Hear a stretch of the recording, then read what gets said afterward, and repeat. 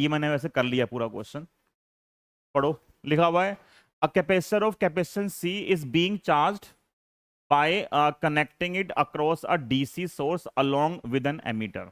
ठीक है, तो इसमें क्या है, एक बैटरी है, एक कैपेसिटर है, ठीक है, और यहाँ पे एमीटर है। इस टाइप से क्वेश्चन है। बोला will the ammeter show a momentary deflection during the process of charging. बताओ यस या नो। हाँ, जब वो चार्ज होगा तो क्या डिफ्लेक्शन आएगा? जो हमने भी पीछे क्वेश्चन लिखा है सेम क्वेश्चन है, बस थोड़ी सी लैंग्वेज चेंज कर दी। बोले जब ये करंट फ्लो करेगी और वो चार्ज हो रहा है तो क्या डिफ्लेक्शन आएगा? बोला if so how would you explain this momentary deflection and resulting continuity of current in the circuit, right the expression for the current inside the capacitor. जो पहला केस था बस वो आपको डिस्कस करना है। इसमें ये नहीं बोला कि जब फुली चार्ज होगा तो क्या होगा। बोला जैसे ही करंट ऑन हो, मतलब की क्लोज करोगे और करंट फ्लो करना शुरू करेगी और कैपेसिटर चार्ज हो रहा है, उस टाइम पे डिफ्लेक्शन आएगा या नहीं आएगा? ठीक, आएगा ना। अभी तो किया पूरा क्वेश्चन, तो शॉर्ट में कैसे लिखोगे? During charging. हमने अभी पूरा क्वेश्चन किया ना ये, बस मैं यहाँ लिख देता हूँ दोबारा से।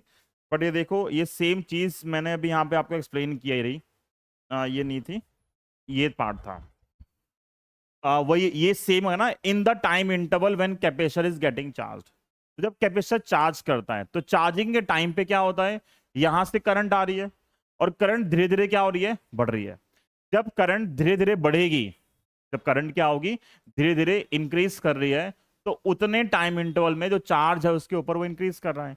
अब चार्ज इंक्रीज करेगा, चार्ज इंक्रीज करेगा तो चार्ज का यूज करके इलेक्ट्रिक फील्ड निकाल ली, E equal to q by A epsilon zero. Charge बढ़ेगा या चेंज होगा तो E चेंज होगा।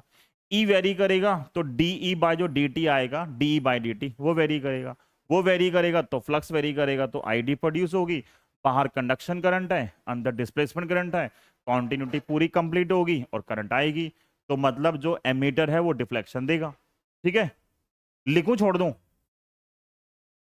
हाँ, या लिख लें ताकि कहीं तुम भूल जाओ। लिख लेते हैं फिर से, तीसरी बार लिख रहे हैं अब हम ये तीसरी बार लिख रहे हैं। तो ड्यूरिंग चार्जिंग क्या होगा, जो Q है और ये माइनस Q क्या कर रहा है, वेरी कर रहा है। Q वेरी करेगा तो E बिटवीन प्लेट्स, जो इलेक्ट्रिक फील्ड है बिटवीन प्लेट्स वो क्या करेगी, इसके बीच में जो इलेक्ट्रिक फील्ड है वेरी करेगी। क्यों? इलेक्ट्रिक फील्ड का फॉर्मूला आता है charge upon area into epsilon zero. E vary करेगा। जब E वेरी करेगा इंप्लाइज जो DE बाय DT है वो वेरी करेगा। ये वेरी करेगा तो जो फ्लक्स है, क्या होता है flux, D by DT of EA, ये वेरी करेगा। और फ्लक्स वेरी करेगा तो ID जो है epsilon zero D phi by DT, ये नॉट इक्वल टू जीरो आएगी। और जब current not equal to zero है तो कॉन्टिन्यूटी ऑफ सर्किट